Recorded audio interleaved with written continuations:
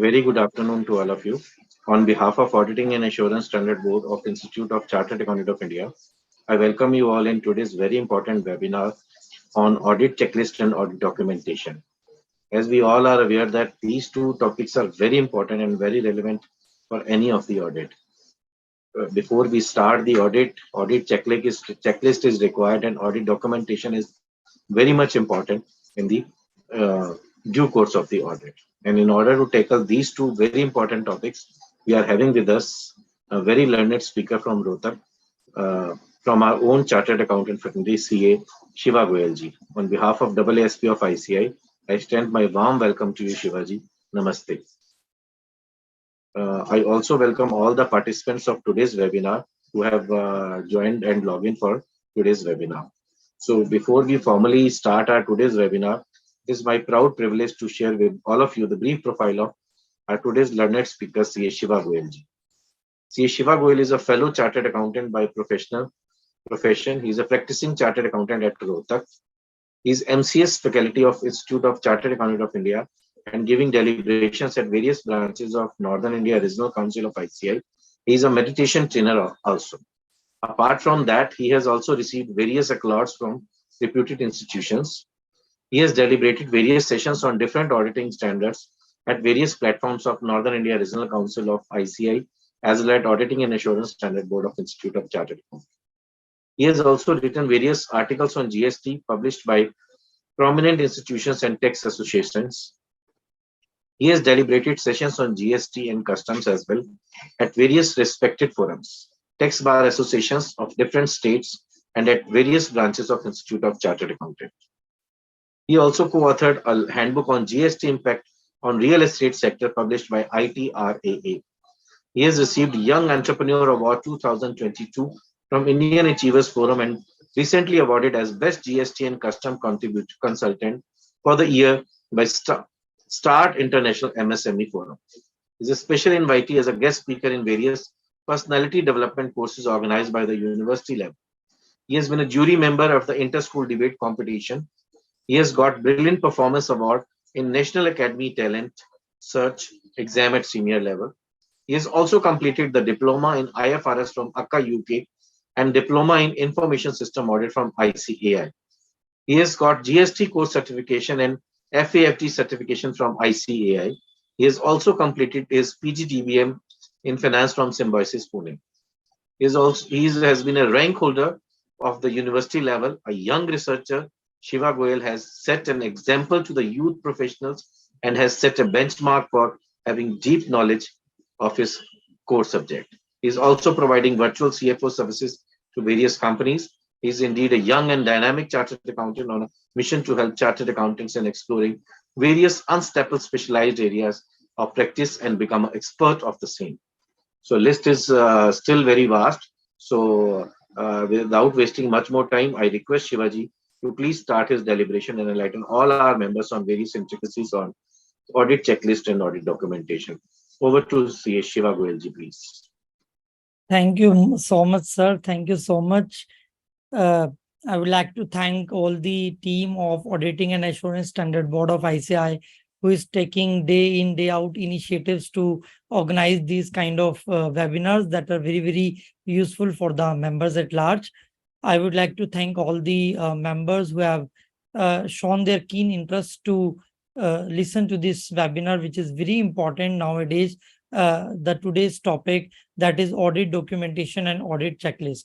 So by not taking much time, I would right away go to my presentation. But before going to the presentation, first I would like to show you the importance of audit documentation and audit checklist. So I will just give you a reference of the one of the order that has recently been passed by NAFRA, National Financial Reporting Authority, and I will just list out the importance of SA 230 so that it will all the members will be very much keen to listen to the SA 230 and the provisions incorporated therein because of its paramount importance nowadays when the external agencies are keeping an eye on the auditors, whether auditors have discharged their responsibilities as per the standards of auditing or not. So I'm just sharing with you a glimpse of the order of the NAFRA, which has recently been passed on 12th of April 2023. And surprisingly, I unfortunately, basically, the present order has imposed a penalty of rupees 1 crore. Uh, it's a landmark like penalty. It's a penalty of rupees 1 crore on the CA firm, and firm has been debarred for a period of 2 years from being appointed as an auditor in any of the body corporate. And along with the penalty on the firm, there has been an individual penalty on the partners also. And why this penalty was levied? So there are various lapses that auditor failed to exercise the due diligence on the financials and gave the unqualified report. But I would right away take you to the one of the very important area, that is basically the page number 10, which shows that the auditor has failed to exercise the standard on auditing 230. So I think all of you can see uh, this C.2 paragraph, which shows that tampering of audit file and related lapses as a 230. So you see, auditors have been charged with non-compliance of standard or auditing 230. Auditors fail to document their audit working papers. And I will just come to this particular part. We will read all the charges. Why what are the charges? What is the case? What is actually the case relating to the standard on auditing 230? I will just come back. Once I complete the asset 230 conceptual part, I will come back to this case study as an example, as a practical example, that how an auditor is supposed to maintain the audit documentation, and failure to do so can even impose a penalty of 1 crore on the firm and debarring you to take further assignments for next 5 years, 2 years, depending upon the circumstances of the case. And you see, the lapses of asset 230 starts from here, page number 10, and it goes till page number 15. You see how the NAFRA said that you have not followed this para 7 of 230, para 8 of 230, para 9 of asset 230, para 14, 16, and so on, so forth. So you see uh, how much it is important to document each and everything. Without that, we cannot prove that we have worked, we have done our audit assignment in the way it should have been done. So you see, from 10 to 15 pages, the auditors have been charged only on one standard. I'm just showing you the extract of the order. This is totally 46 pages order, but 5 pages are dedicated to asset 230, and auditors could not comply with the audit documentation part, which was required to be completed after the completion of audit within the time limit prescribed in the standards. And as a result of which, when NAFRA asked for the audit documentation and papers, they were not available, or they were tampered, or they were prepared at the time of inquiries. So the case went against the auditors, and auditors were charged with so many offenses and the monetary penalties. But before discussing the case thoroughly, I have just shown you the importance of the standard in itself. And now I will right away go to my PPT, which is for the asset documentation, 230 documentation, and audit checklist. I hope you all can see my screen.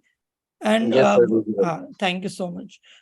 We will I am starting from this quote. If your work is not documented, then that means it's not done. Because when the external agencies are checking our work, and if we are not able to justify how we could come to a conclusion, to reach a conclusion, and if that documentation is not there, then NAFRA will take it as the work is not done in a proper way. So documentation has become a very, very important part of the auditor's responsibility as well as the duties, which is prescribed under SA 230. Once I take you through the SA 230 audit documentation part, Then I will show you the illustrative checklist, a kind of checklist that every auditor should take care. What are the parts and the balance sheet assertions or the P&L assertions that you should check probably while doing any vouching, verification, ledger scrutiny, or doing statutory audit as a whole. So the first part of the our session will be number one, audit documentation as per Asset 230 revised, which was recently revised in one of the publication of December 2022. And then we will go to the audit checklist, and we would move to the case study of the NAFRA that I have shown now. And then the last component will be of the question and answers interactive session. So what do you mean by audit evidence?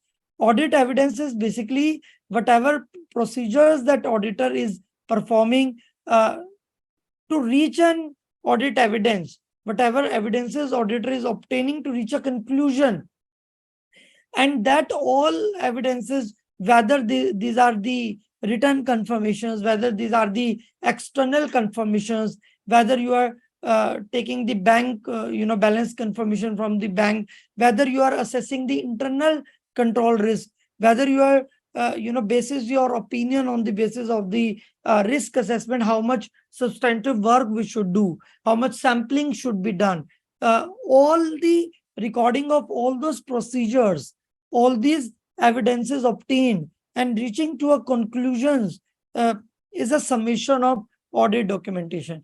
We are supposed to keep it documented. We are supposed to record, make a record of the audit procedure formed, relevant evidences obtained, and then perhaps the conclusions the auditors reached.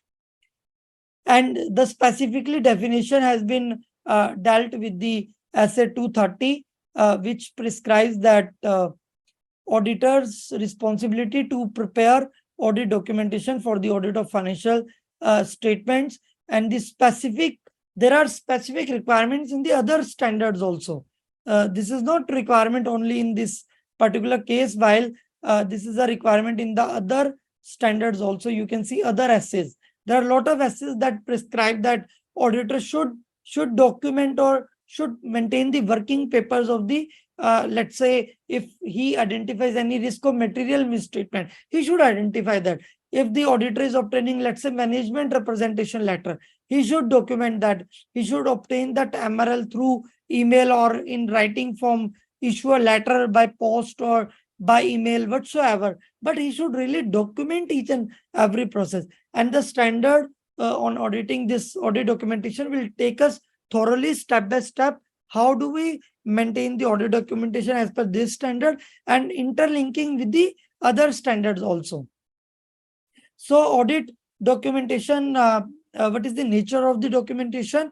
To reach the auditor's basis for the conclusion. Like NAFRA is going to check how did you reach to a conclusion of, let's say, unqualified audit opinion or unqualified opinion on the financial statement of the entity. So the audit documentation should provide the evidence on the basis of which auditor reached to a conclusion, and it should also meet the overall objectives of the auditor, which are mentioned in Essay 200.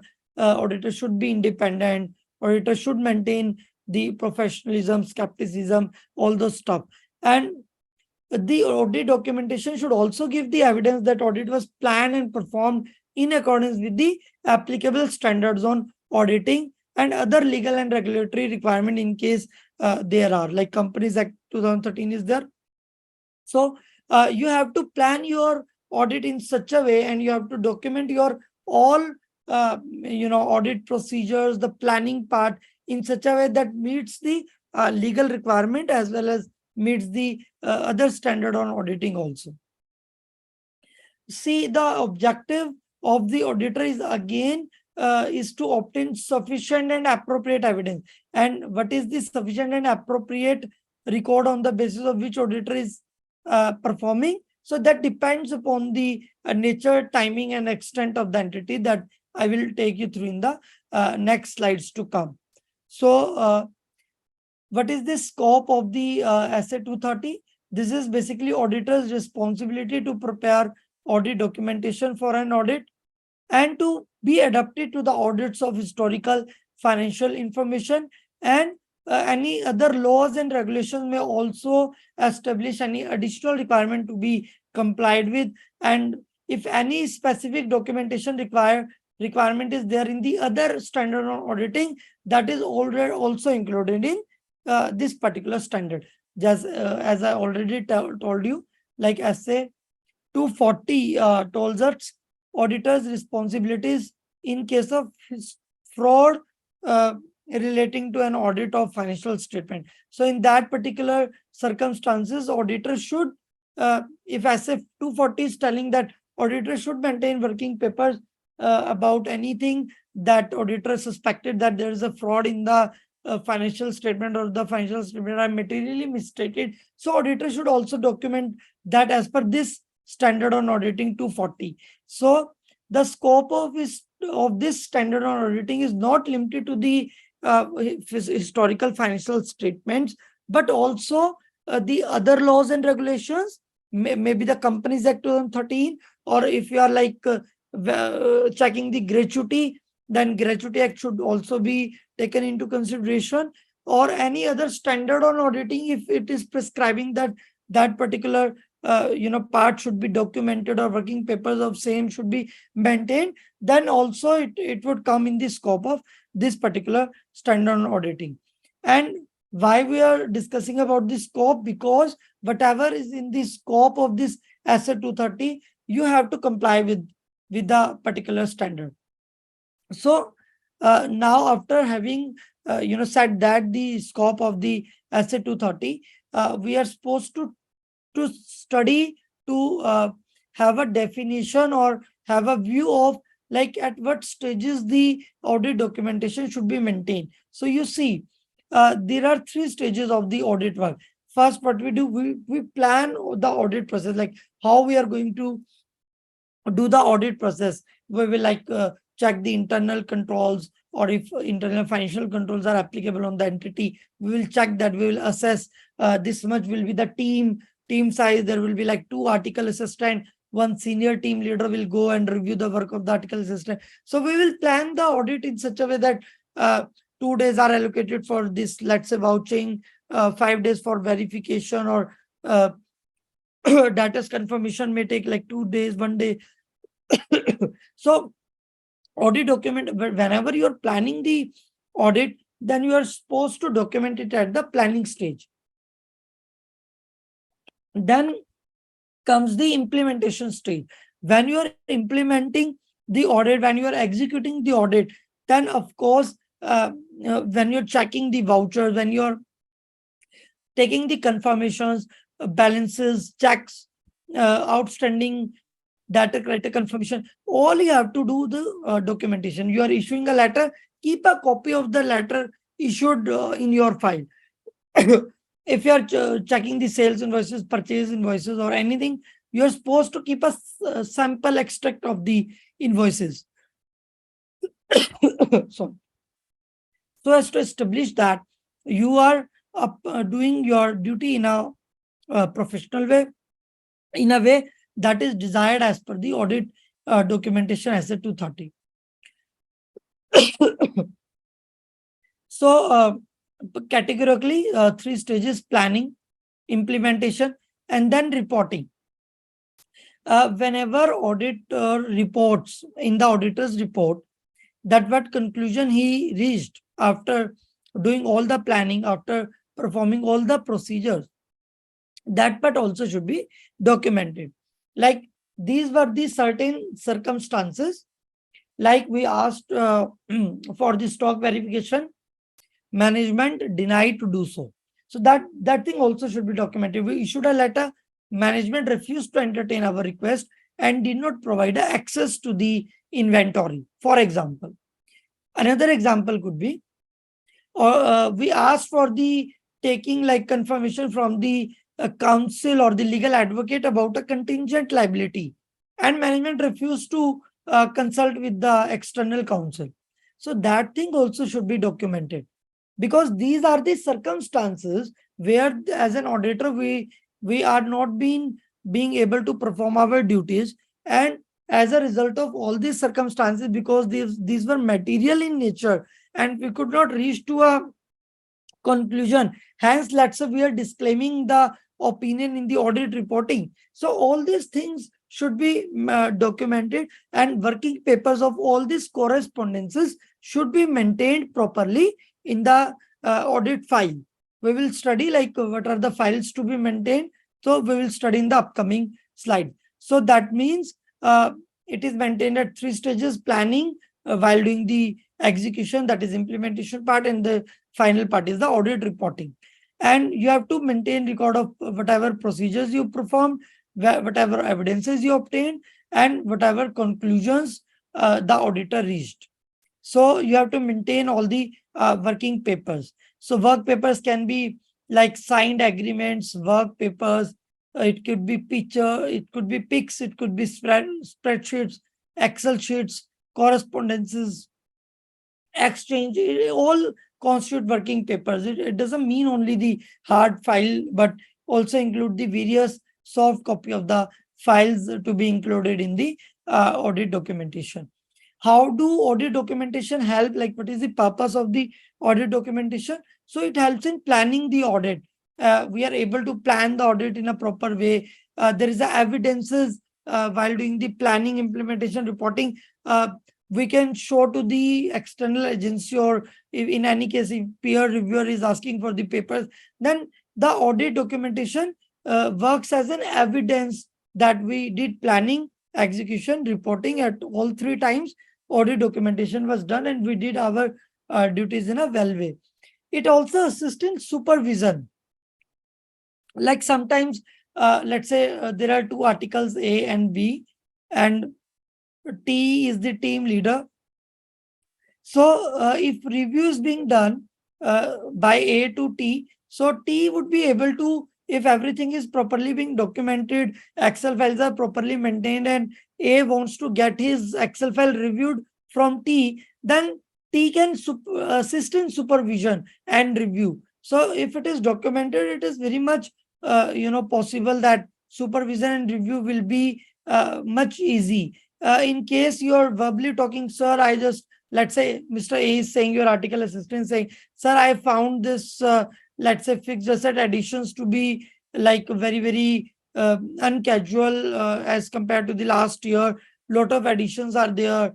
If he's verbally talking each and everything, then T would also say, I cannot remember all the things, or it may be possible that A has not remembered all the things. So documentation also assists in supervision and review. And apart from that, it supports in the evidences of the work performed in compliance with the this standard and other standards also, or external and internal review. Whenever there is the inspection of the peer review, then also audit documentation is helping us in the way out.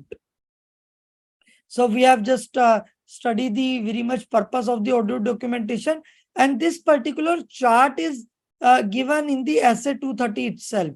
In the latest standard, you will see the SA 230 revised. You will see this chart is given there in the auditing standard module itself. Whatever module institute has issued in December 22, that chart has been given in para 2 and 3, like what is the purpose of the SA 230. External inspection को assist करने के लिए, to assist the engagement team in planning and performing, supervision and direction, planning and performance as per this standard auditing, and LRI's other laws and regulations, quality control review, accountability, to create an accountability to the reviewer also, to the execution articles also, and to the partner also is signing the audit. This audit, documents are creating accountability on each part as a auditor, and evidences also for the purpose of achieving audit objectives, and records matters which are very significant matters, like going concern is affected, like there is a evaluation of the fraud, there is a suspect of something wrong in the organization, there is a diversion of funds, you find like anything wrong in the let's say a loan diversion is there or anything like that. So that work you as a basis on which whether you have performed your procedures properly or not. So this is what the purpose of audit documentation as per para 2 and para 3 of the SA 230. Then comes, sir, you have talked about the nature, the scope, and the purpose of Asset 230. But please explain to us how much working papers should we maintain? Should we maintain like all the invoices? No, that is not required. Should we take, let's say, all the creditors confirmation? No, that totally depends upon various factors. I cannot say take one invoice or take two invoice or take sample invoices or take, let's say, 80%. I cannot say, because as an auditor, that depends upon various factors. How much documentation should be maintained? Number one, that is dependent upon the size and complexity of the entity. If the entity is having, like, let's say, very huge turnover, and the entity size is in such a way that has a very complex organizational structure or complex revenue model, that you need to be more alert, that you need to, let's say, take the audit evidences of the each business model. If there are a lot of business models or there are a lot of processes in the organization, so yeah, you have to be little proactive, depending upon the size and complexity of the entity. The nature of the audit procedures to be performed will also, let's say, determine how much documentation to be maintained. If as per SA 315, you identify and assess that there is a less risk of material misstatement, obviously you're going to have less working papers or the audit documentation for that internal control checking purposes or the compliance purposes. If you identify that there are like high risk of material misstatement, there are no internal controls established in the entity, so you will obtain more kind of evidences. So how much documentation should be maintained? It's directly proportionate to the audit procedures, be it the compliance procedures as per 315 or as per 330, auditors' responses to the assessed risk and the relative further procedures, be it like written confirmations or inventory valuation or taking, let's say, external confirmation, which will be dealt specifically by the other specialized standards. So there is standard for the specific assertions, for example. So your audit documentation purely should depend upon the how much audit procedures you are adopting. Then risk of material misstatement, I have already told, and the basis on which your conclusion will be based should be, should come out, should speak from the working papers obtained. And the last, audit methodology and tools used, like what kind of methods you're adopting for the audit, like what kind of sampling is there. All things would, in collaboration, would decide how much content of documentation you should maintain. And everyone knows there are two kind of files. One is the permanent file and another one is the current audit file. As we all know, permanent file is the basically file in which there is a must, it's kind of master file, which is not limited to this financial year only. Let's say you are doing the statutory audit of a ABC company for financial year 22-23. So might be possible that you were earlier also the stat auditor of the company, and you must have a permanent audit file uh, that have documents like MOA, AOA, bylaws, regulations of the company, then engagement letter.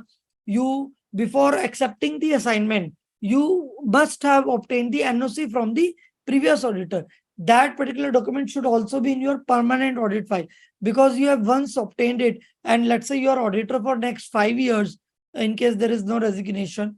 So that permanent file will not have to ask again and again each year from the company that give us MOA, AOA or NOC from the auditor or organizational structure.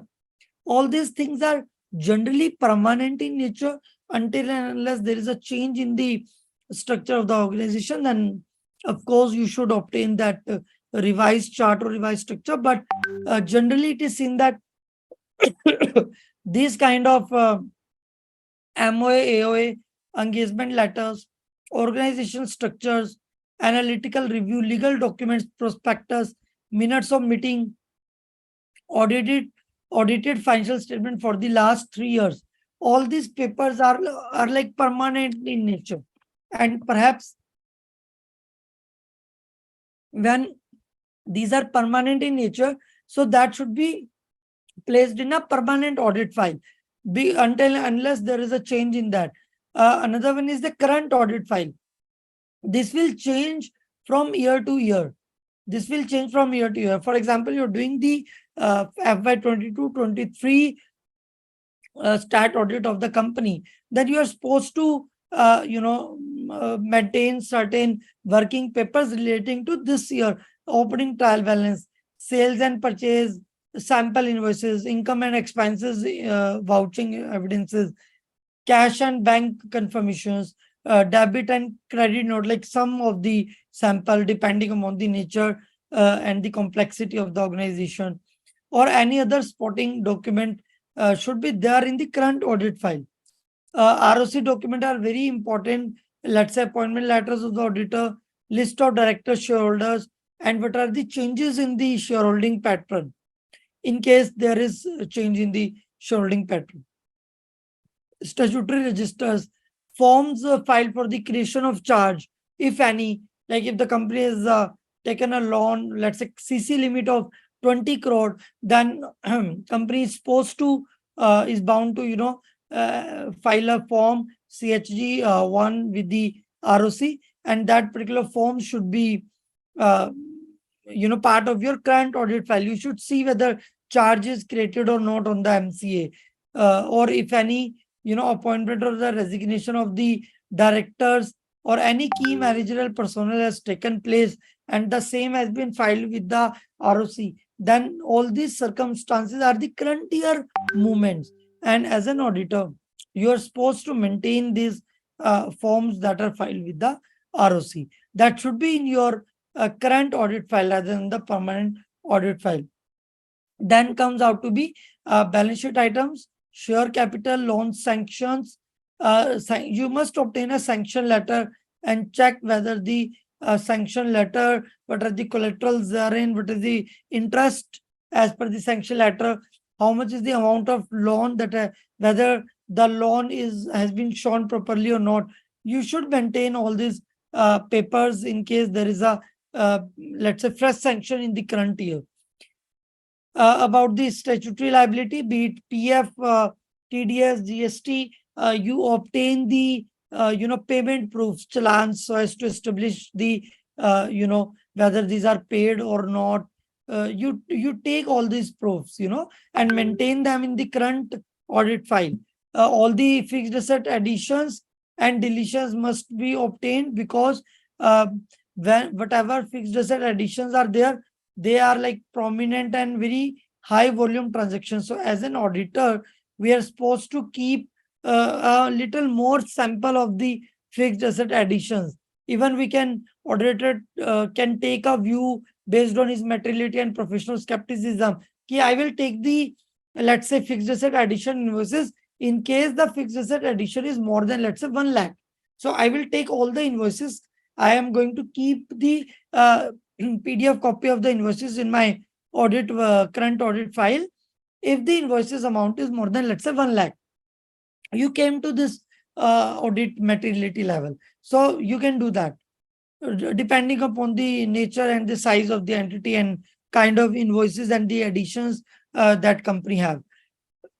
Then investments, whether these there are in the current year certain additions or the deletions in the investment, or outstanding and prepaid expenses should be looked into very uh, thoroughly and should be documented in the current audit file. Then intercompany balances, CARO checklist, tax audit clauses, audit adjustment entries and explanation provided, management representation letter, signed financial statements. All these things should be in your current audit file. And very important, this signed closing trial balance. Sometimes it happens that when when you are given trial balance and you are checking some certain transactions, eventually some of the entries are changed, you know. So you must have a signed closing trial balance, so that once you start the assignment, you obtain the opening trial balance, the movements in the trial balance, additions, deletions, and the closing trial balance, and that should be signed from the people, those charged with governance, or the, in case CFO is authorized, so it must be signed through CFO or from the directors of the company, so that it is ensured that the balances are not changing afterwards. So that should be in your current audit file, and that shows that you have done your performed your duty in a well comprehensive way. What should be the nature, time, and extent of audit procedures? Then specific, uh, you know, things should be documented.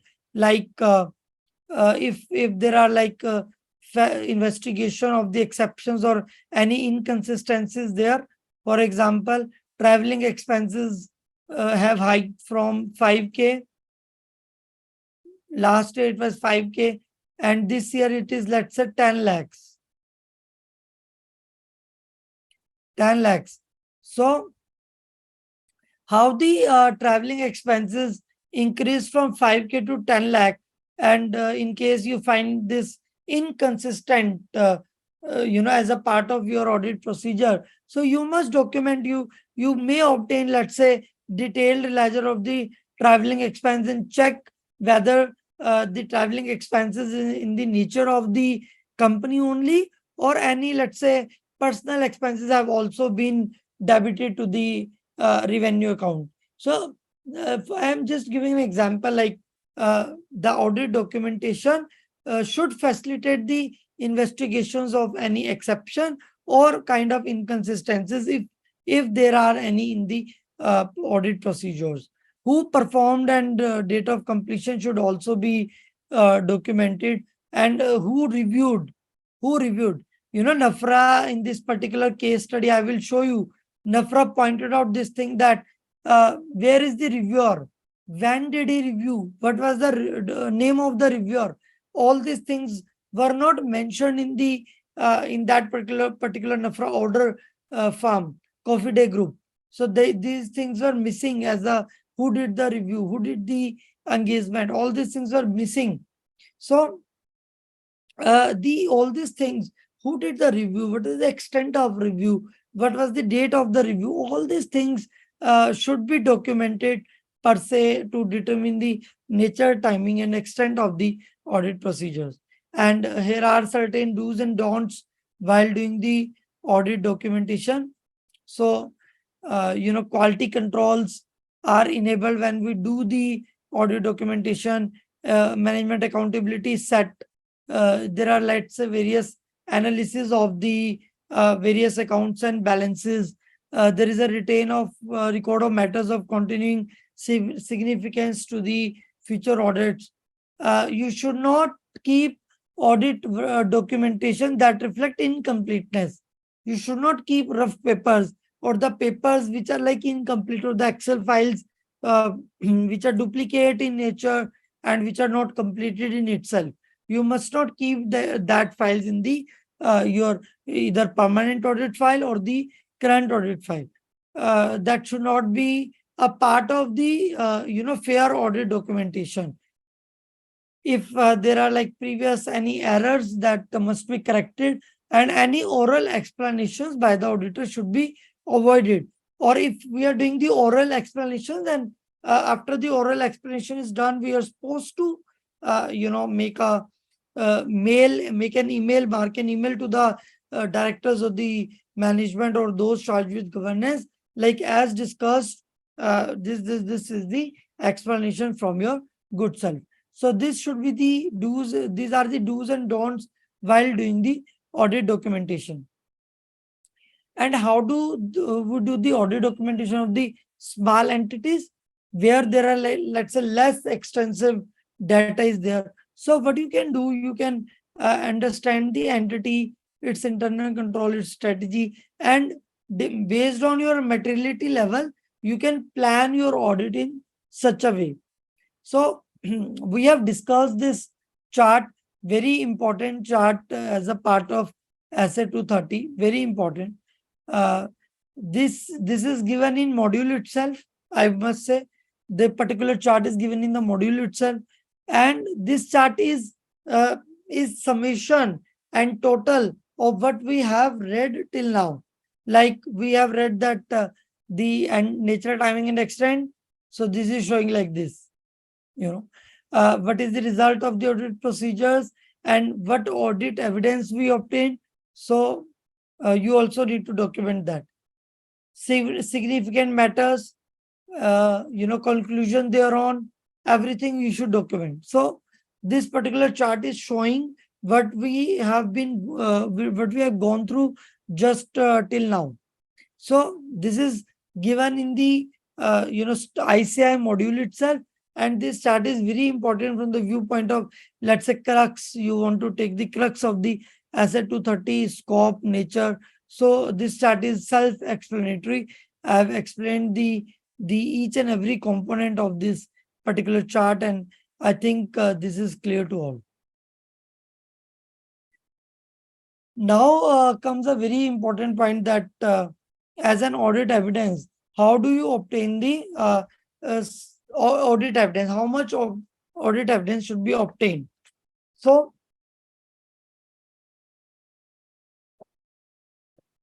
SF 500 talks about, I will not, refer or give a detail of SF 500, but I will just mention the name of the standard on auditing, SF 500, which talks about an auditor should obtain sufficient and appropriate audit evidence so as to reach a conclusion thereon. So SF 500 also talks about the audit working papers to be maintained and the audit documentation to be maintained as per SA 500. I am also telling certain, reminders that are very important at the planning stage, then execution stage, and then comes the conclusion or the reporting stage. So, at planning stage, what kind of audit documentation should an auditor obtain? So, you see this and you read this. You read this for 1 minute, and I will just take you through in case you have read this. I will just explain few things about this, like what are the audit documentation to be maintained while being at the planning stage. So number one is the execution of the engagement letter. Whenever we are appointed as an auditor, so we have this responsibility that uh, there is an execution of the engagement letter. We should identify the all the relevant risks. In case of client to whom the IFSC internal financial controls are applicable, we should document the process flow, how the flow is there, and what is the understanding of the entities. Access to client may be a challenge, so you should obtain a independent access, and you should you know have controls developed during your audit procedures. When there was lockdown, the audit procedures were little different, planning was little different, it was all virtual. uh, but as a normal course of the audit, you should maintain engagement letter, risk assessment, in process flows, internal financial controls, SOPs, get independent access to the systems, administrative controls you're supposed to see, and then the virtual meetings, record minutes of the meeting, and send a confirmatory email and document. So all these things are very important to document at a planning stage. Then comes out to be the execution stage where the auditor actually performs the procedures. So again, the system, you must have an independent access to the computer system or the client's operating system wherein the accounts are maintained. So it is not so that you are logging in through some other team members channel or something like that. It should not be so. You should be able to retrieve the data. There should be a reporting mechanism. You know, you should have access to the fixed asset records, inventory records, and investment procedures. If any entries have been passed for misstatements, so these entries should be uh, looked into very carefully or with extra attention, because these are the entries basis which there can be a chance of any misstatement. And then you must have access to the ROC record, like minutes of the meeting, and the registers that are maintained while doing the execution of the audit. Then third stage comes the completion stage. First is planning, then is execution, then comes out to be the completion stage. So the completion stage, there are like few reminders that auditor should consider. First is general entries testing, tracing, posting, and casting of the financials, issue discussions, finalizing how auditor is finalizing the his audit report based on the notes to accounts, financial statement, cash flow statement, and what are the closing entries that have been marked on 31st March or 30th March. That as an auditor you should look carefully and must document all these things. Let's say any journal entry should be taken a printout of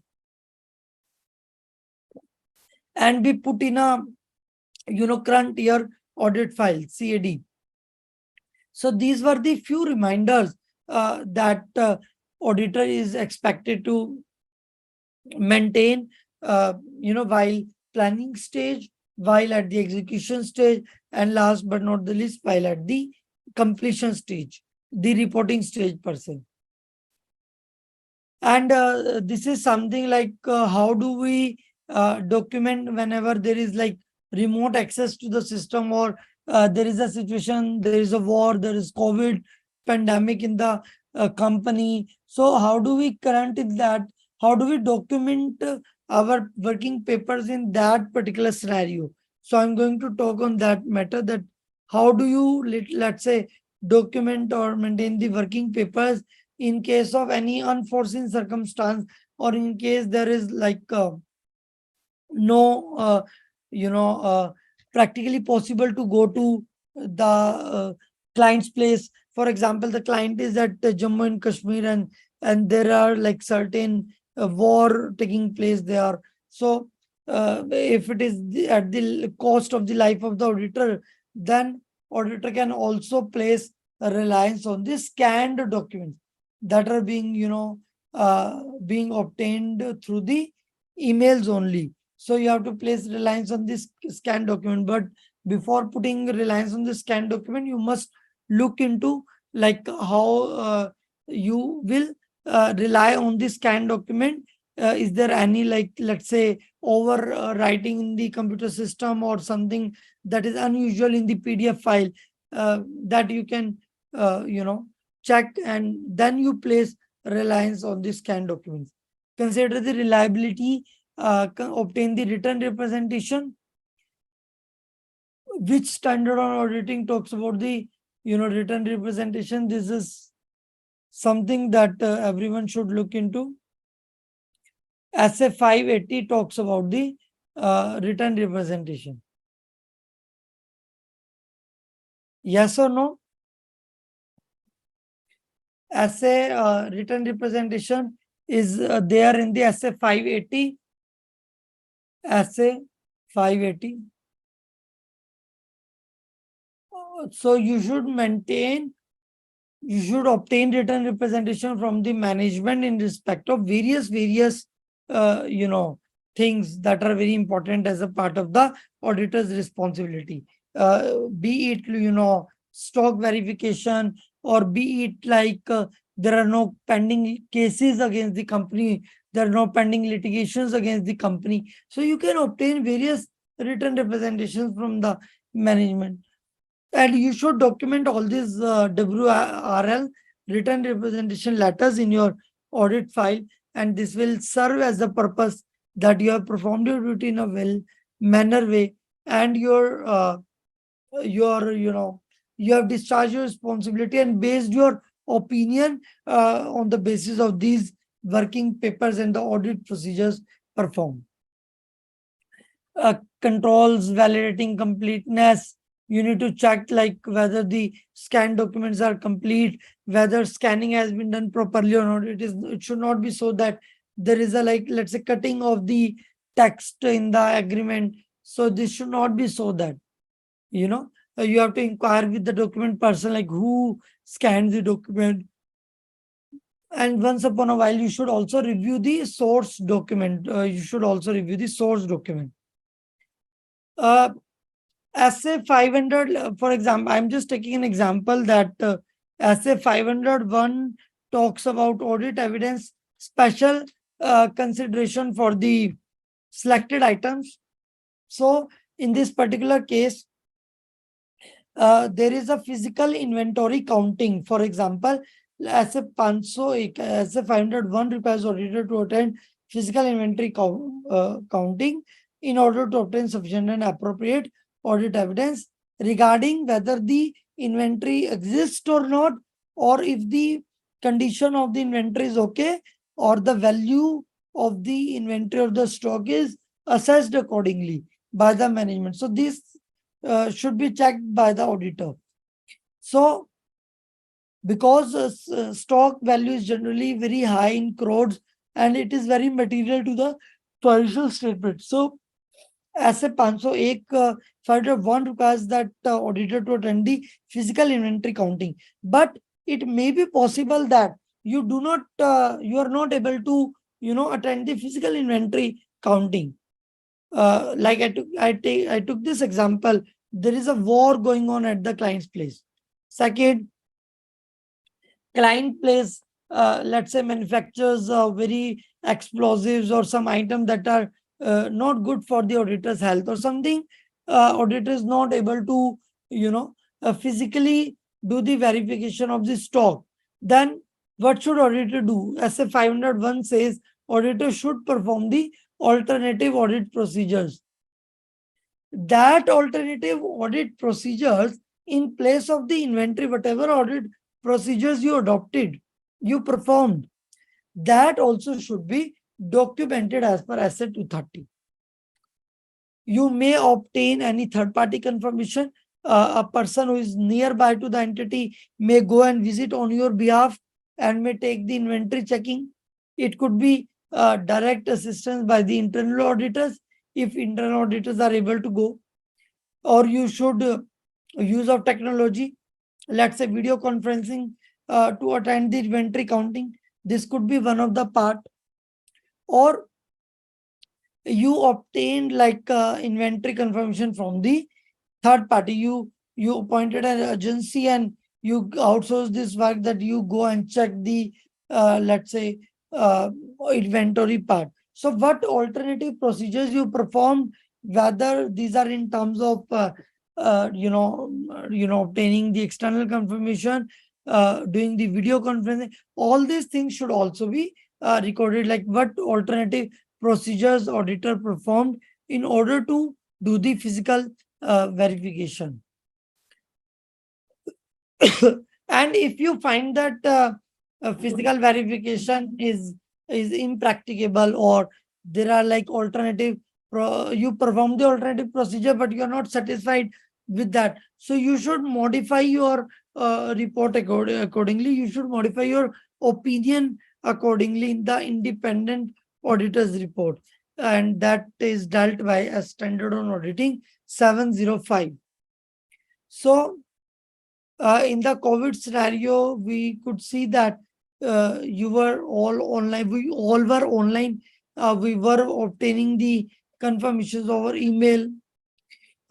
We should, maintain sufficient working papers in terms of emails, in terms of, the process flows, the agreements, the, electronic confirmations from the banks, and we should use of technology to make up our audit working paper, audit working file, which is the current audit file basically.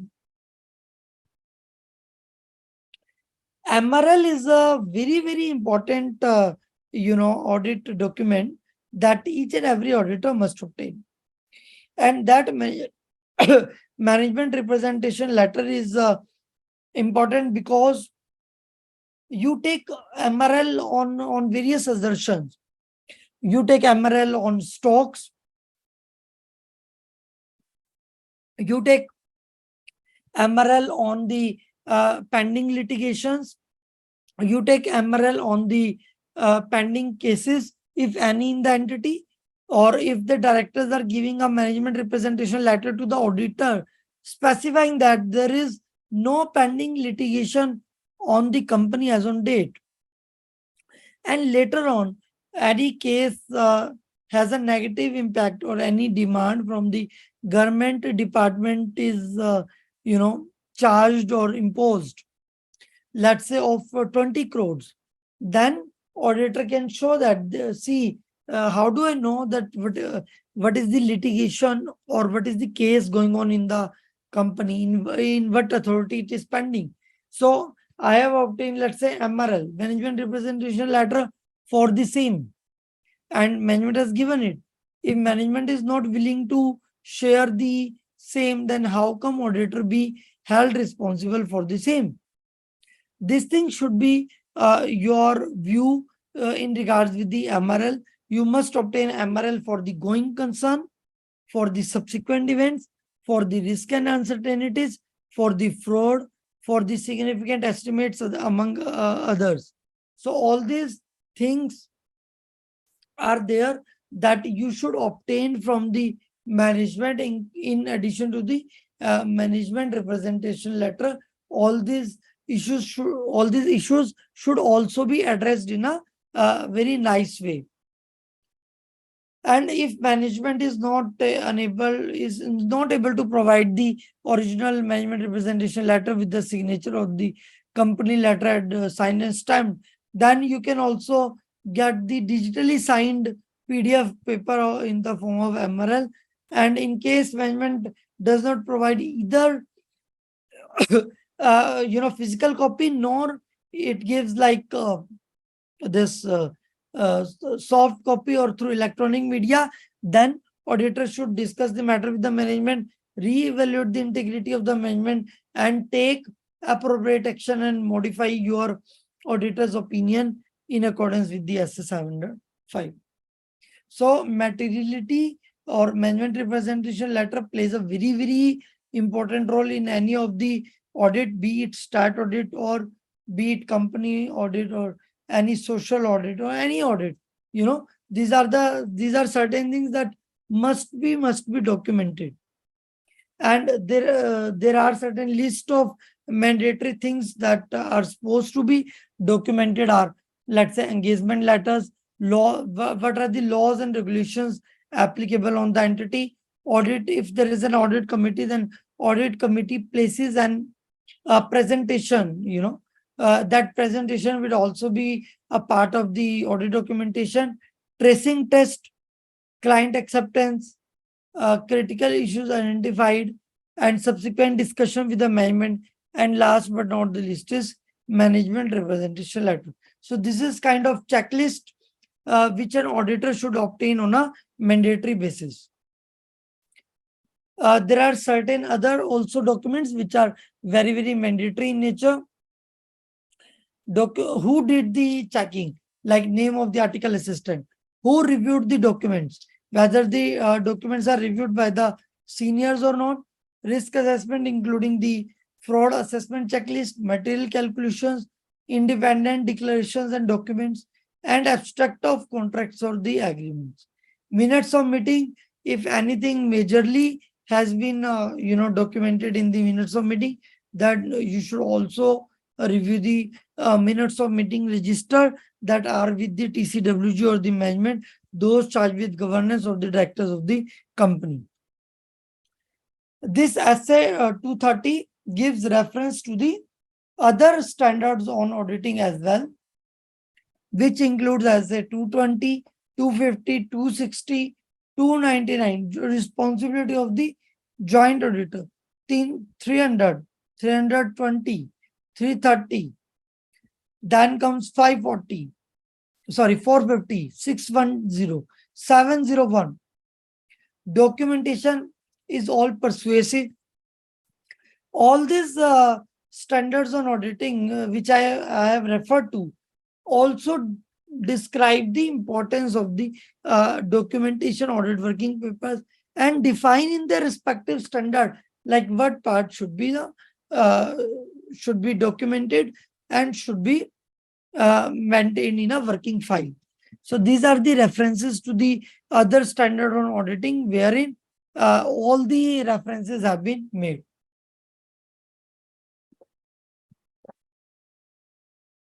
Okay, now I am coming to the very interesting part. Documentation or the working papers are the property of whom? Whether this is the property of auditor or whether this is the property of management. So, all the documents, all the working papers is the property of auditor only. Is the property of auditor only. अगर वो चाहे तो he may at his own discretion can make available to the client extract of it, or depending upon the case to case basis, auditor can exercise professional judgment in that, and he can make a decision whether to give certain working papers to the client or not. And those working papers have to be maintained for how many years? 7 years. All these audit working papers should be maintained and documented for a period of 7 years from the date of audit report. From the date of audit report. Sir, what are the examples of audit documentation? आप कुछ बता दीजिए. So audit documentation includes the audit programs, analysis, memoranda, letters of confirmation, representation, checklist, correspondence including email, and the significant matters. These all are examples of audit documentation. So you should maintain all these papers in the working file as an auditor. Even you can also maintain the checklist of the audit and tick mark whether this is available or not. So there will be 2 columns, yes, no, and if no, then what are the remarks? Or if yes, then what are the remarks? So there are, let's say, 3 or 4 columns in the audit checklist, and you can easily put a check whether the auditor has performed all the procedures or not. Audit file can be in the electronic form or can be in the physical form. Yeah. Or how much time the audit file should be completed, an appropriate time limit in which the auditor has to complete the assembly of the audit file is the within 60 days. Within 60 days from the date of auditor's report. Within 60 days, you're supposed to complete the audit working paper file or the audit documentation. So once you are done with any audit, then you are supposed to complete the audit working papers or the audit file within 60 days after the date of auditor's report.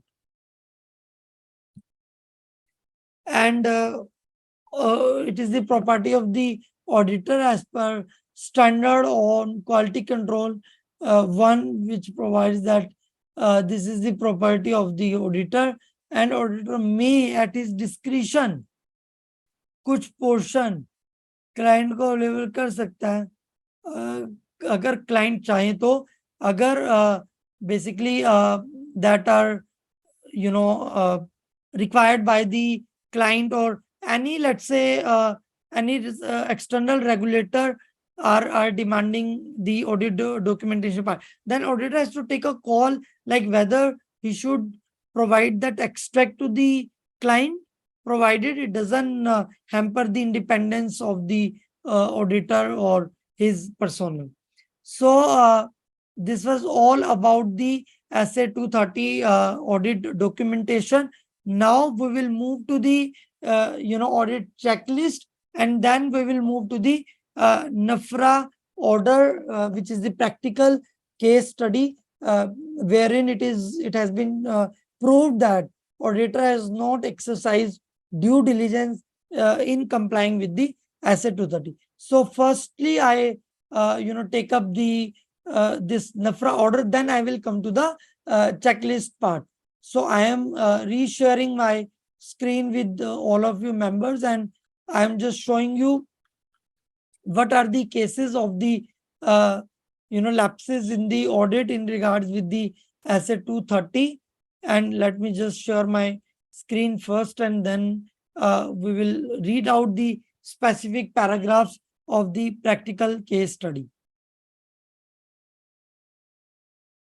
Okay, so this is the case of the one of the coffee group, Coffee Day Global Limited. Okay, and the matter is of financial year 18-19, and the this is a public order. This has been put on the NAFRA website, and this is the CA firm name and the names of the CA. There were certain SEBI inquiries, and after that the case was remanded back to the NAFRA, and NAFRA investigation revealed that auditors has not followed the standards on auditing and provisions of the Companies Act 2013, and they lacked competence, and also they failed to maintain their independence, because there was certain like diversion of the funds.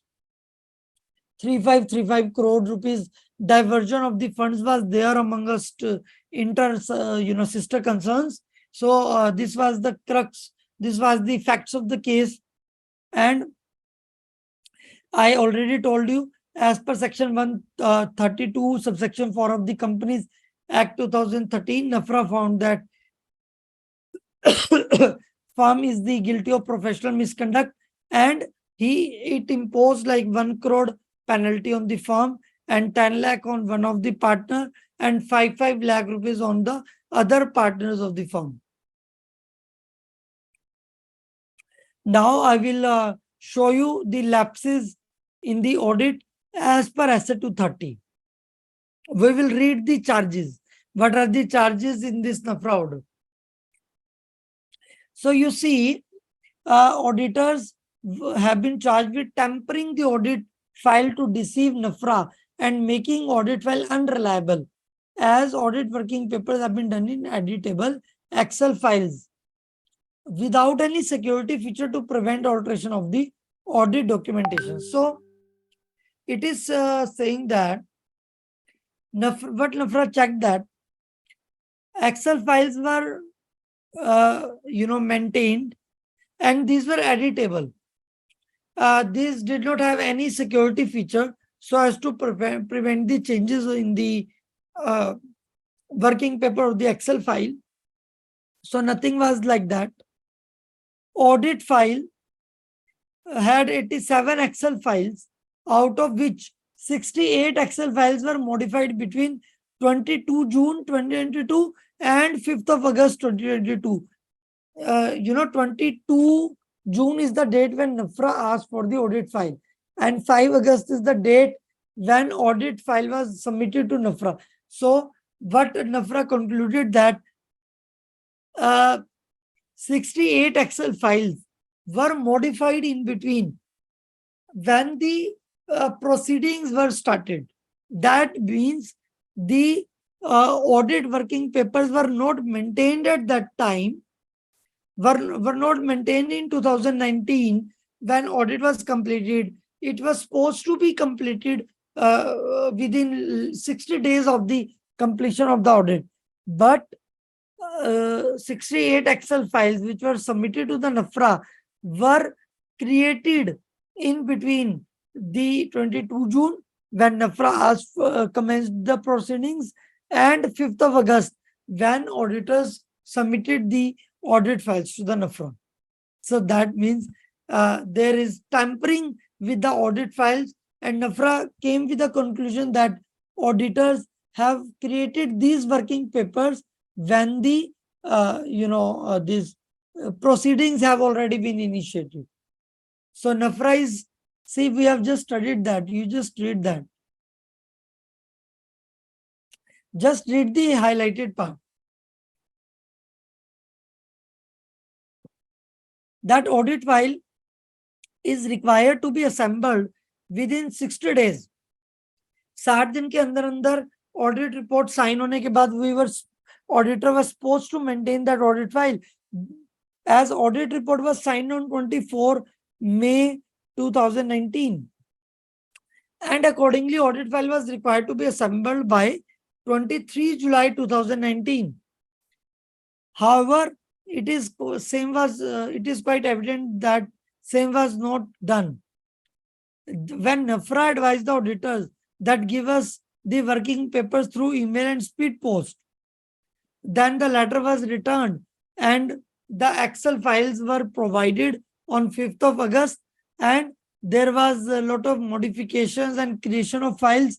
So NAFRA concluded that the audit working papers were not created within 60 days after the completion of the audit report, and NAFRA was of view that there was a delay in submission of audit file, and there was like alteration and modification with the files, and so as to deceive NAFRA by violating the fundamental principles of professional behavior in SA 200, 220 and 230, and by tampering the audit file till 5th of August. So you see, whenever you are maintaining papers in Excel file, so when you go to any file and you go to properties, that that is shown that when the file was created, when it was modified, and what are the logs to the file. Everything is documented there in the file itself. Now in this technology era, auditor is also supposed to be very alert that while he is creating the working papers now in the 2022, and he should have maintained it 3 years before, and he's not checking that whether no, he's not sure that whether NAFRA can check it or not. Then you see the order. NAFRA has checked the file properties and came to a conclusion that these files have been created now. Instead, it should have been created 2 years, 3 years before, as per the timeline, 60 days after the completion of the audit. So NAFRA charged the auditors with the comment that the auditors have tempered the audit file so as to deceive the NAFRA. And auditors, NAFRA is also referring to the para 8 of 230. You see, you just read the para 230, please. Everyone, I request you just read the para 8 of the 230. I will just keep it zoom so that everyone can view it.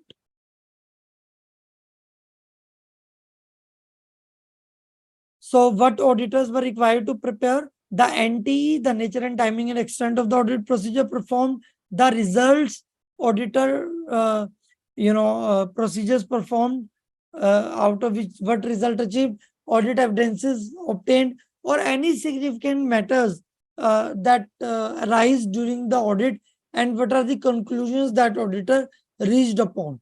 So all these were the requirements of the para 8 of SA 230 that we have also read earlier also.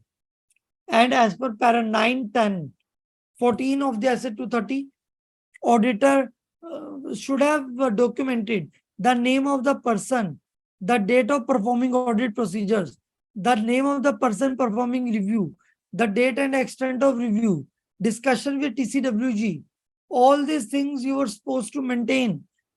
But an examination of the audit file shows that names of the engagement team members and date of performing procedures are not mentioned in any of the audit work papers, nor any names of the team members who reviewed the audit work and what kind of extent of review was there were not available at all. So you can see how much deep NAFRA is going and is checking close by close. Key auditors should have followed the para 9, 10, and 14, where we have read already in slide that auditors should have maintained the working papers, who did the execution, who did the review. But in the current case, in the audit file, auditors failed to deliver the names of the team members who reviewed the audit work. Auditors did not provide any of the engagement team members' name. So how NAFRA would be convinced with the working papers?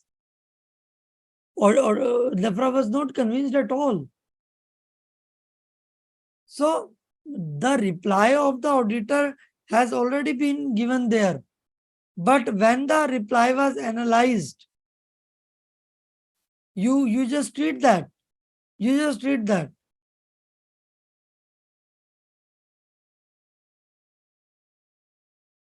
That existing audit documentation by the internal and external party, auditor is required to document that. If auditor is also modifying the audit file of 1819, then modification is allowed only whenever there is a clear reasons for same, like why this is modified.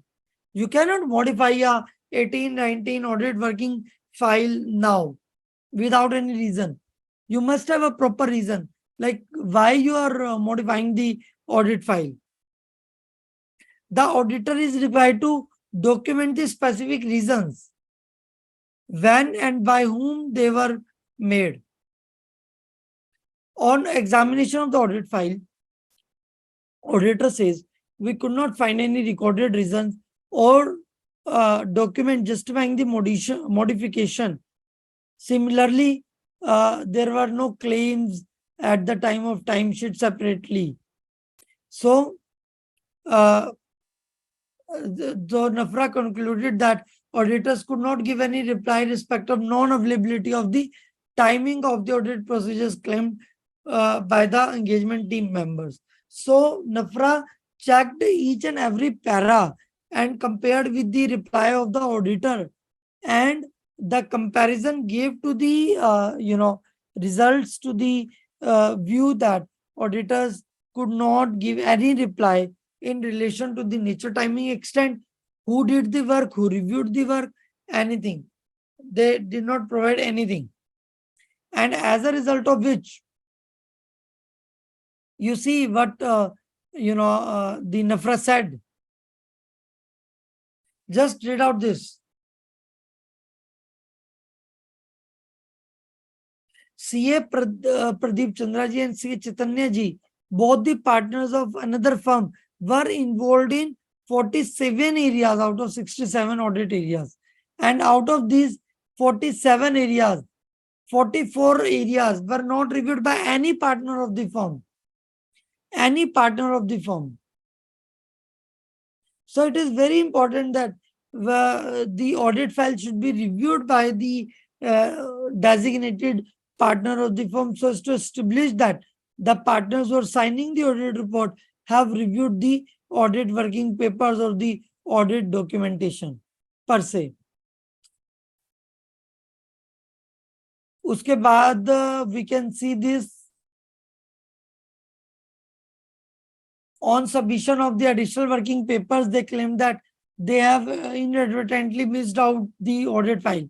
So SA 230 specifically focuses on the importance of the timely preparation of the audit documentation and its archival within a reasonable time, that is 60 days after the signing of the audit report. And for certain few paras were also charged upon. Para 7, audit working papers is likely to be prepared after the audit work has been performed.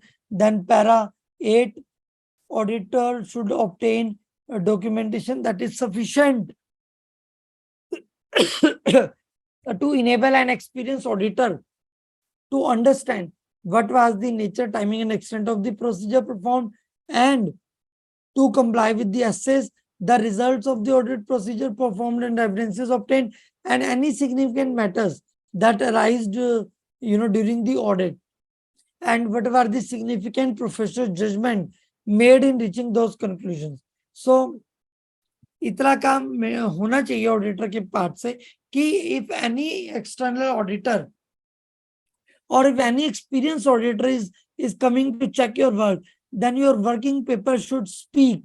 Then your working paper should show the evidences obtained, should show the audit procedures performed, and should show whether the significant matters that arose during the audit, and how did you reach to the conclusion thereon. Para 9 talks about who performed the audit work was not documented, who reviewed the audit work was not documented.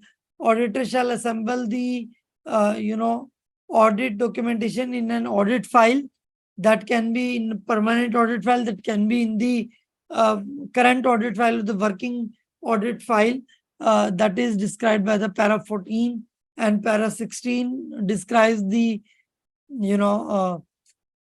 when can the audit documentation be modified. Though there should be a specific reasons for doing so, and when and by whom they were done, whom the modifications were reviewed, should be mentioned here. And this 60 days limit is mentioned in the SQC1. Yeah. The working paper should be maintained within 60 days of the auditor's report, are not mentioned in SA 230 but in SQC1. So they have also mentioned one of the another case. NAFRA has taken a view of the KPMG case. Just read out once the KPMG case, which is very, very relevant for the standard auditing 230. Just give a rough, reading of this case study, which is very, very relevant for you people to understand how the documentation should be maintained.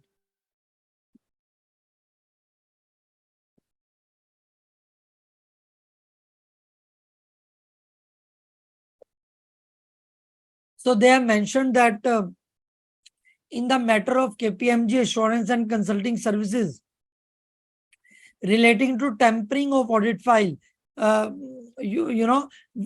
audit file, public company accounting oversight board, which is well equal to the this particular NAFRA, which is the equal authority as good as NAFRA. It came with the conclusion that where the tampering of the audit documentation was done and KPMG of USA failed to implement, monitor, and maintain the quality controls.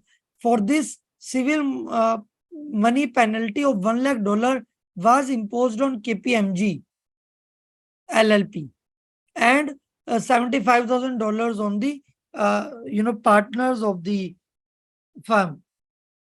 So they have just mentioned the previous case law that has already happened in case of KPMG Assurance and Consulting Services LLP, wherein there was a tampering of the audit file, and the USA Public Company Accounting Oversight Board took so much, serious conclusion or serious order, where there was imposed a civil penalty on the KPMG. Another case NAFRA is mentioned is of the Deloitte, Canada, where again the public accounting board of that particular Canada, charged the auditors with the heavy penalties of $350,000 because of the reason that the team or the auditor did not take the sufficient steps, did not maintain the sufficient working papers, and the case law has been well mentioned by NAFRA in this particular order. While passing the order, NAFRA has also gone through, these case laws which are being cited, over the foreign countries in the Canada or the USA, and it has mentioned that there have been other instances also where the Public Company Accounting Oversight Board have penalized the wrongdoings of the auditors. So you see, as a 230, they have mentioned that they have made wrong statement, tampered with the audit working files. 44 working files were not reviewed by any of the auditor. So it has mentioned all these things, and it have come to a conclusion that auditor have displayed unprofessional behavior as an auditor. And also we have seen the cases that internationally any attempt to tamper with audit file is taken very seriously by auditing regulators, and that entails significant regulatory sanctions. So NAFRA is focusing on the international standards, that whenever there is a tampering with audit file, when the international boards are taking it very seriously, then why NAFRA should not take it seriously? So NAFRA has given this order, has passed this order based on the international standards.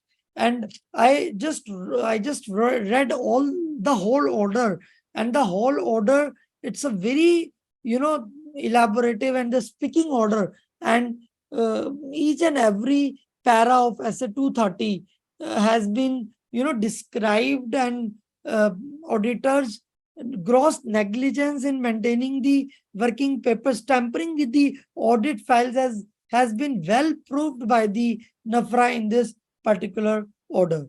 So I recommend that all of you are supposed to read this order for sure, so as to understand that what kind of working files you should maintain. Within 60 days, you should maintain and keep it with you in the Google Drive or email with security, so that you are not supposed to modify these audit files unless and until you have a specific reason to do so.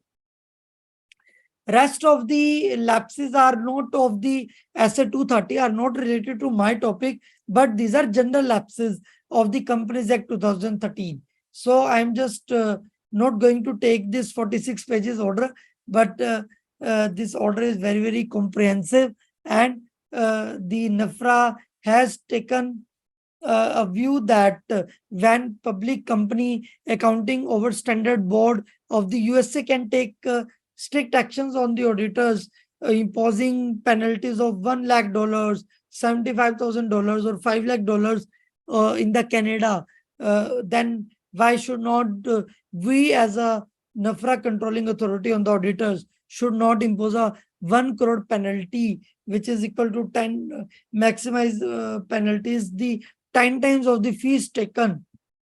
So NAFRA has exercised its powers very categorically and has given very detailed order in absence of following up SA 230 audit documentation.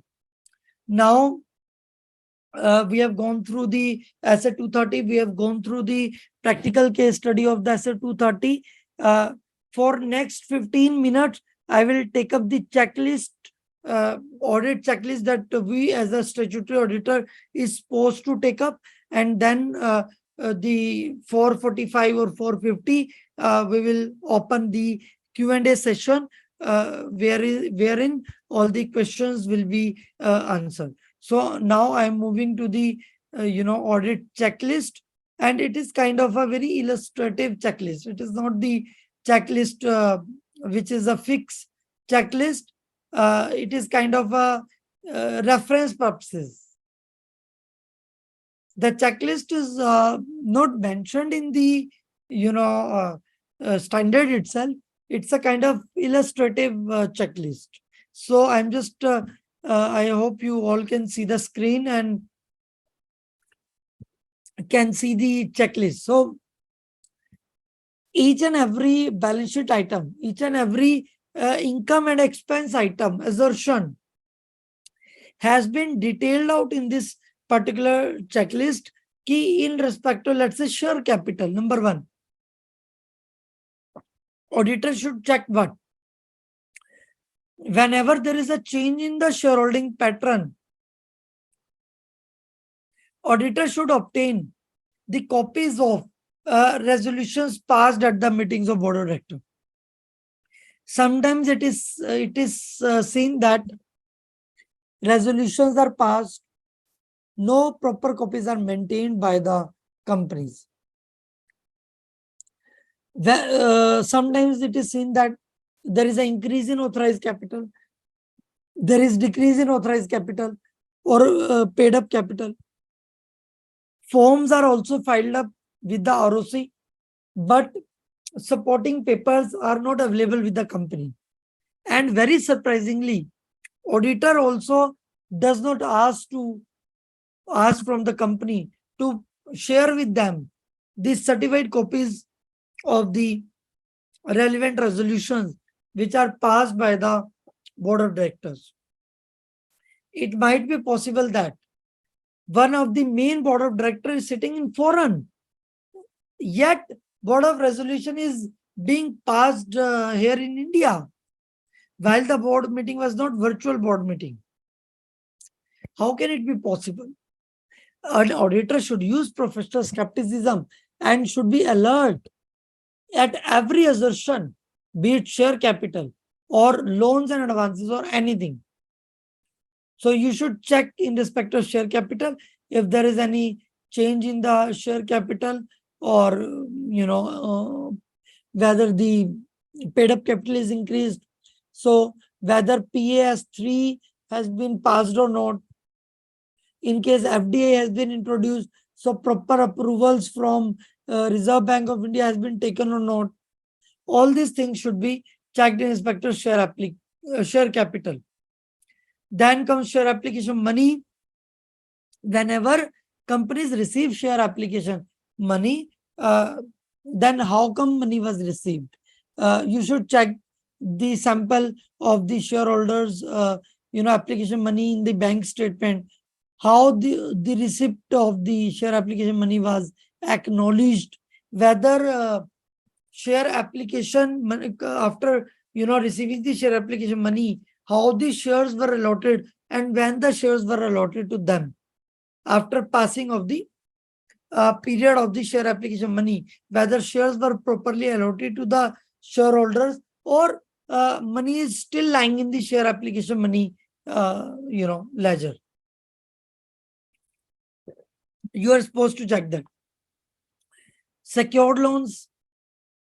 Obtain a list of secured loans which are outstanding at the year end, and whether the resolution has been passed in board meeting as per the compliance, as per the section 179 or 180 of the Companies Act 2013.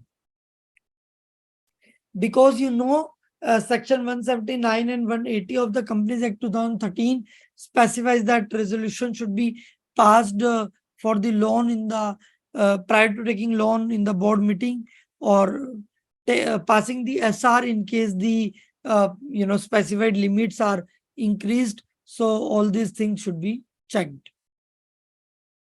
Whether the loans are less than or equal to capital plus reserves, if in any case the loans are exceeding the capital and reserves, 100% of the capital and reserves, then we all know that SR has to be passed.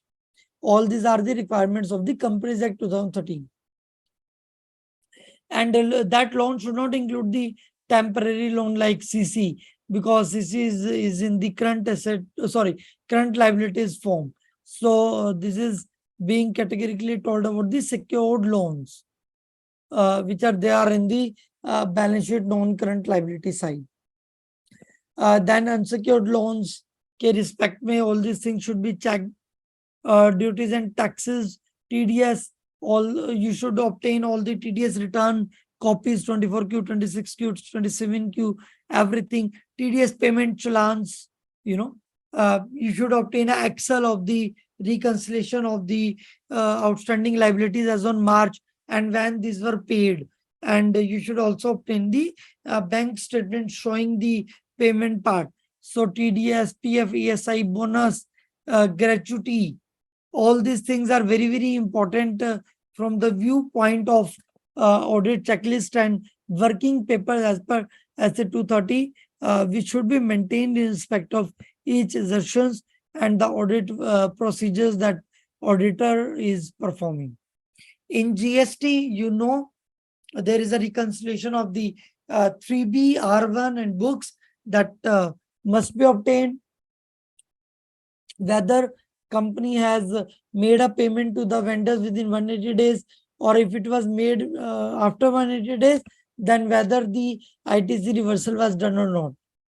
LUT, GSTR 2A, all these things should be obtained. Trade payables, sundry creditors. You are supposed to take a list of the creditors at the year end, and list of creditors having debit balance should be scrutinized thoroughly. Any non-moving balances should be taken into consideration very seriously. And in case auditor wants to obtain balance confirmations as on 31st month, auditor can do it. That is prescribed by the another standard as SA 505 external confirmations. Auditor has to see whether to take positive confirmation or the negative confirmation. Then expense payables, any provisioning, whether salary or any provisions of the expenses have been properly made in the year end or not. That should be properly checked by the auditor in the criteria against expenses or the expenses payable. Then comes the other current liabilities. Current liabilities, whether bifurcation of the current liabilities has been done properly, in the term loan or the long-term debts, the current maturities which are going to appear in the next 12 months should be shown as a part of the current liability. Sometimes it happens that management fails to recognize the current part of the long-term debts in the current liability. So auditors should disclaim, should qualify that. Auditor should get it corrected in case the maturities have been shown otherwise in the non-current part itself. Whether companies passed entries of interest accrued but not due on the borrowings, accrued or outstanding liabilities, unearned income, all these things should be included in the other current part or the other current liabilities. Provisioning should be checked very thoroughly. Whether company has got registered with the gratuity trust. So gratuity valuation के लिए we generally take a kind of actuarial or gratuity value report, and we see whether the valuation has been done properly or not, or the retirement benefits provision has been made or not, whether the encashment policy provision has been made or not. You should also obtain a policy of the, let's say, leave encashment or something like that. DTA, DTL again is a very, very easy concept, and an auditor can check the offering DTA, current year timing differences due to the depreciation of the income tax and the Companies Act, and any reversals, if any, have been made in the DTA, DTL, and whether the closing balance have been shown appropriately or not is the responsibility of the auditor to check. And at the same time, all the computations and calculations is doing in the Excel must be preserved as per Asset 230 for next 7 years and should be completed within next 60 days of the signing of the report. Then fixed assets comes into picture, the additions, the updations, physical verification, depreciation calculation, whether the method of the depreciation is okay or not, whether it is not so that in the last year the company used SLM method and this year it is using the WTV method. So it should not be so that the policies of the account should be consistent from year to year so as to make it comparable. So all these things should be documented and checked by the auditor. Then investments are there. I'm just giving a brief view of all the assertions. Detailed explanations you all know. detailed, uh, what you have to check relating to the items you already know as an auditor, as an experienced auditor. So I'm just giving you a bird eye view on each and every assertion of the balance sheet items, be it balance sheet items or be it profit and loss items. Whether the investments are held by the company and it is in the company's name or not, uh, auditor must check that. Sometimes it is seen that personal, let's say, property of the company, personal property of the director or the shareholder is shown in the company's balance sheet. So that should not be there. The ownership should be proved from the document itself. So as an auditor, you must obtain, let's say, registry copy, or let's say any contract copy, or if there are shares, then contract notes from the brokers, that like in what name it the investment has been held, or any sale purchase. So capital gain or loss also should be tallied with the books of accounts. Then debtors confirmation you should take as an auditor. You should categorize it within 6 months, after 6 months, and sometimes what companies do, companies show after 6 months uh, data into within 6 months valid tab. So you should see that how whether the categorization that company has done is okay or not. And in case the amount is not coming after even 6 months, so you should ask the audit company management, then why the money is not coming even in 6 months after raising of the invoice by the auditor. Copy of the agreements with the auditors, any credit policy in writing, you should obtain that. Balance confirmation, you should obtain. It may be positive, it may be negative, but you should obtain balance confirmation. Then comes loans and advances. As you know, on the loans and advances, there are various sections uh, mentioned in the Companies Act.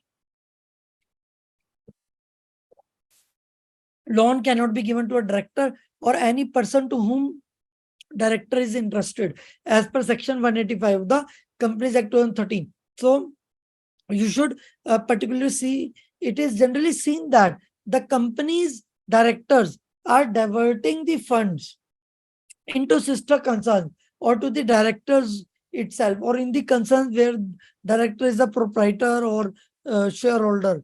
So you should uh, thoroughly check loans and advances, majorly in unsecured loans and loans and advances. There is a majority of the material misstatement at the financial statement level.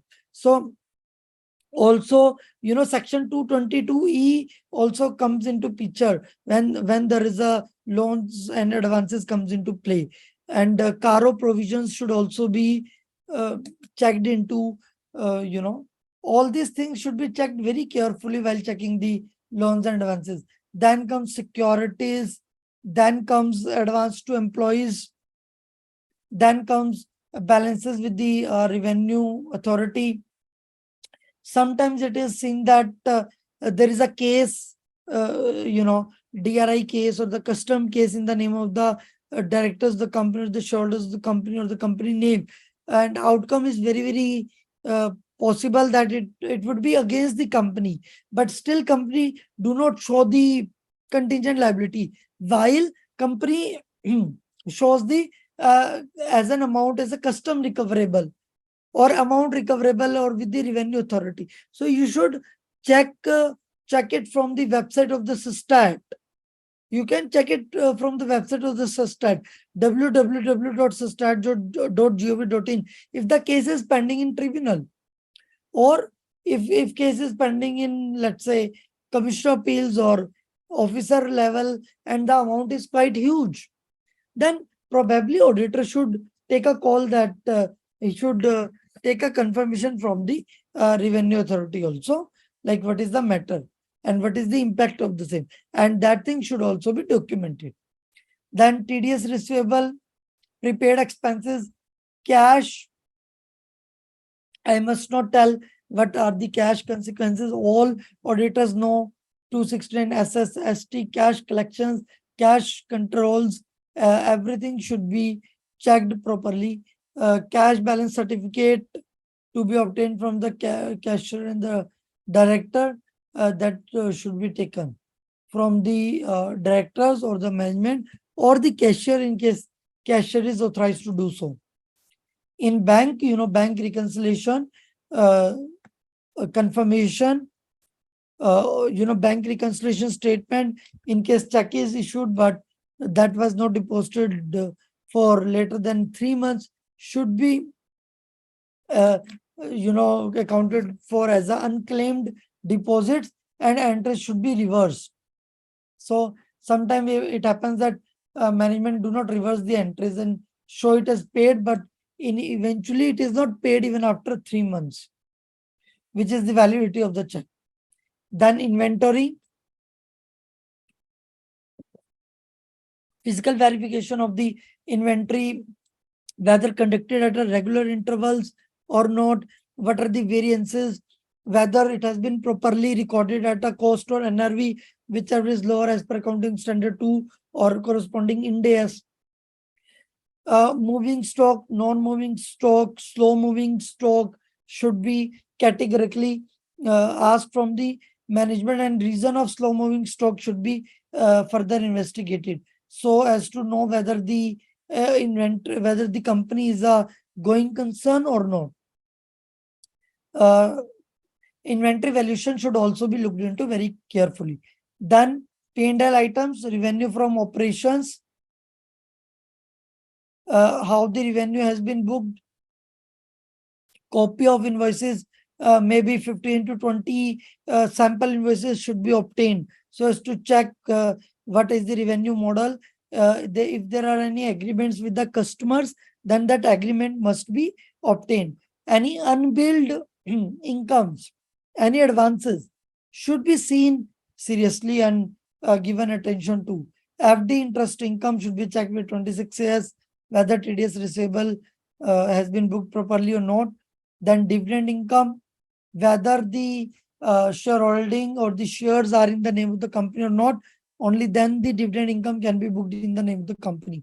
Or also check the current account bank statement when dividend was received.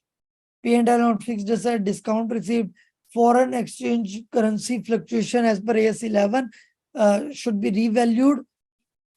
So it should be seen that whether the proper accounting standards are being followed or not, whether the Companies Act 2013 is being followed or not, should be categorically seen into by the auditor. So each and every assertion, be it purchase, salary, ESIPF bonus, legal cases, I have already explained. All these things are of paramount importance and should not be leave just like that.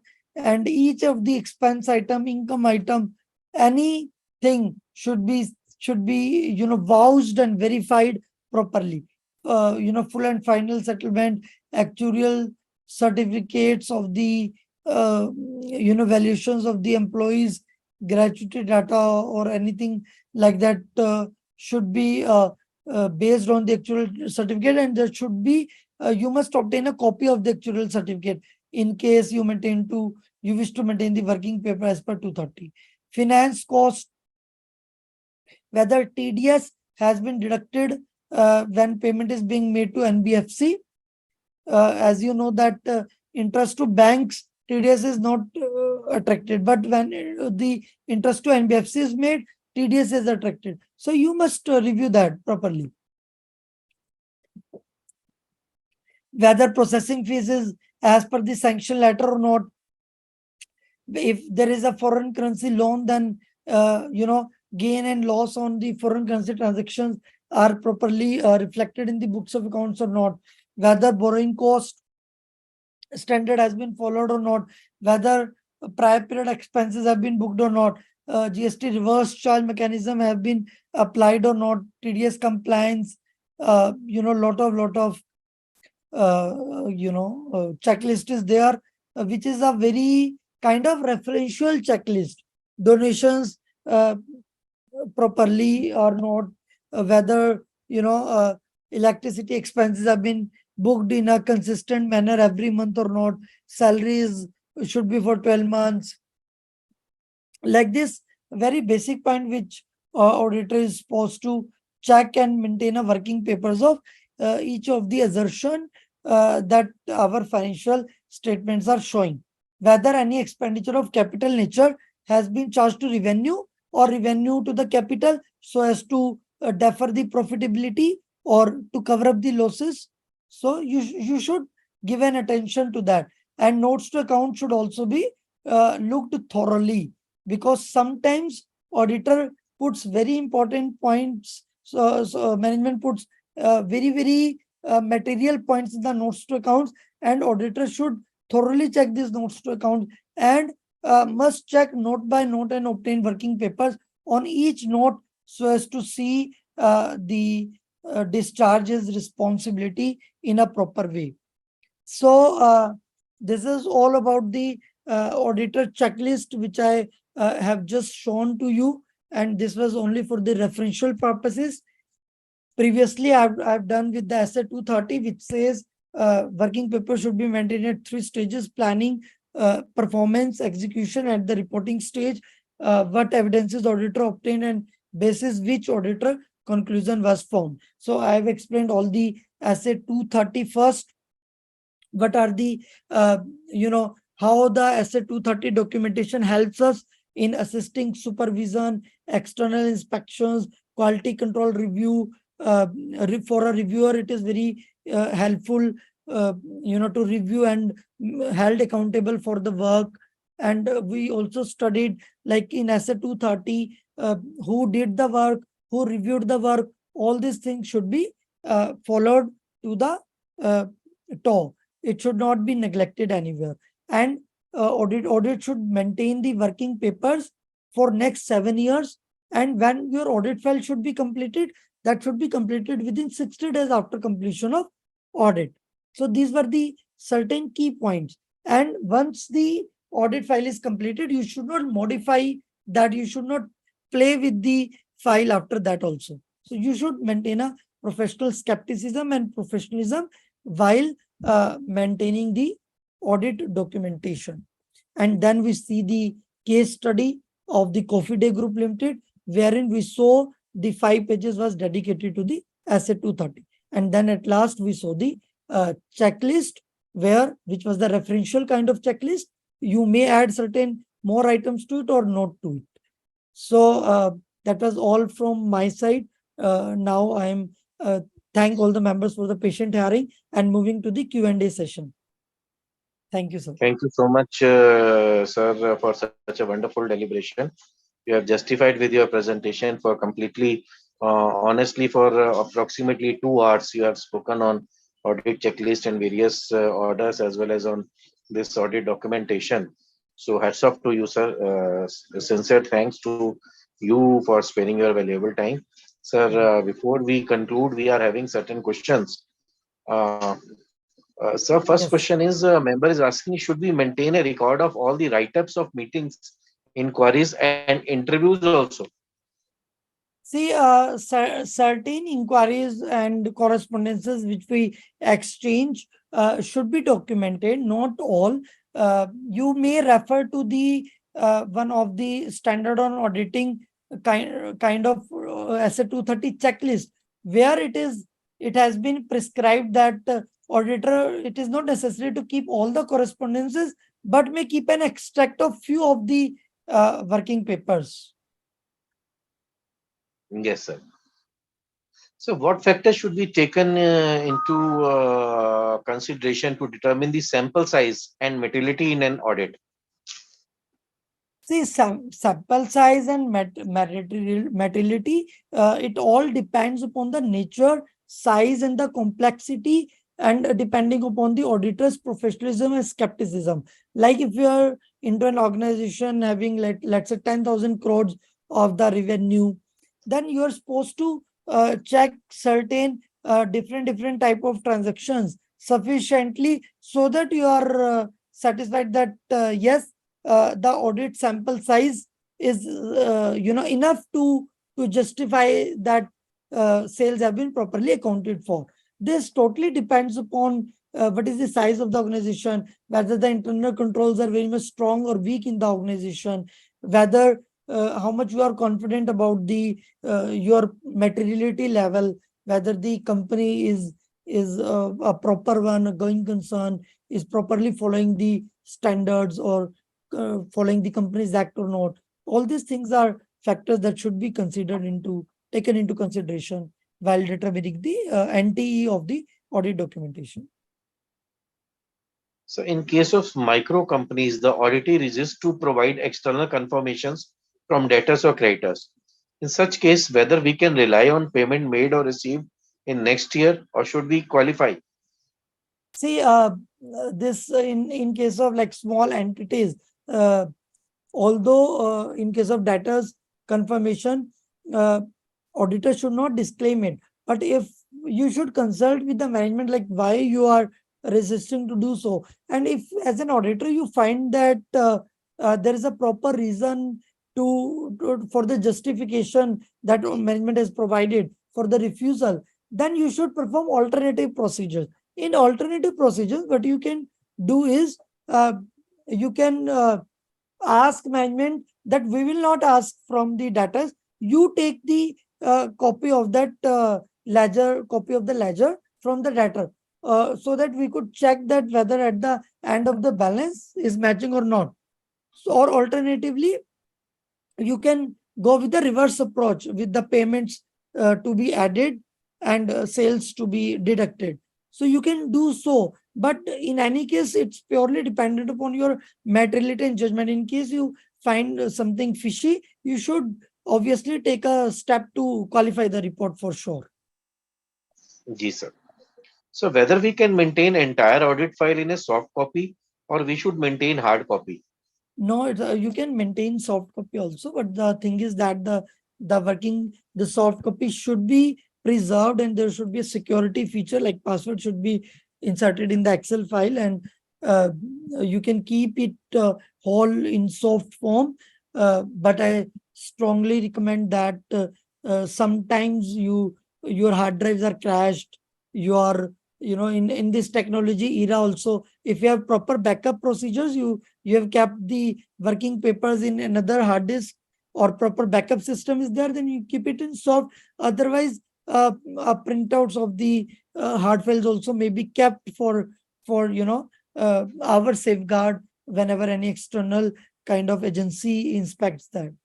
Hard copy should be is recommended sometimes when we cannot rely purely on the technology. When it is lost, we never know. Yeah.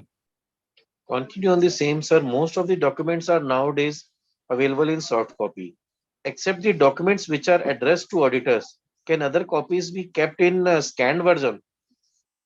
Which version?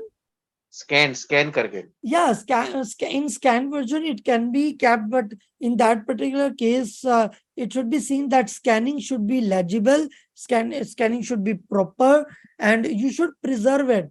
Like it should not be the case that after 2 years you are not able to find the scanned copies, and now you are scanning the copies. So that PDF will have a current date, and NAFRA would consider it in the current date and would tantamount to non-maintenance of the audit files.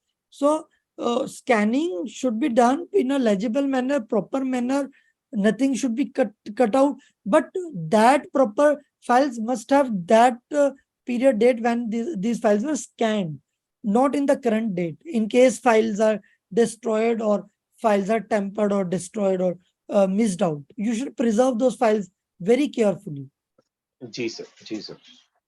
Sir, what if the director's personal travel expenses are charged to P&L account?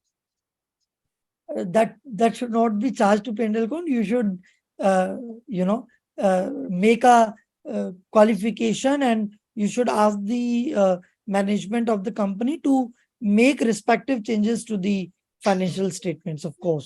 Or in case management refuses to do so, you should qualify showing that change to the P&L, and you make your assessment accordingly.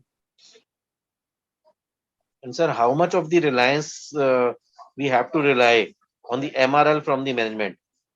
reliance should be placed on MRL from the management. Yes. So MRL is for certain things that that is on auditor's control. For example, going concern is generally assumption is taken from as a MRL also, but it is not so that if you have obtained MRL as a going concern, then other procedures should not be performed. Where it is clearly visible that company is not going to sustain in the future as a going concern, where it is clearly visible that lot of sales is hampering, sales is declining, companies is not able to pay is its outstanding on a timely basis. All these things are on record, and you say you had obtained MRL only. What should I do that? No, not at all. You should have seen other evidences also that should be consistent with the MRL. Merely obtaining MRL is not enough at all. You should be prudent enough and logical enough to perform other procedures that are congruent with the MRL, and that shows that yes, management has given right MRL. So it is like that, not 100% reliance on the MRL. Sir, in what should we do as an auditor in case of misstatement of inventories or cash stolen or not proper classification? So in any case, you should refer to SS700 series, where you find material misstatement, where you find misclassification of the inventory. You should qualify the audit report. You should call it. You should first ask management to do the changes, whatever you have identified during your audit procedures.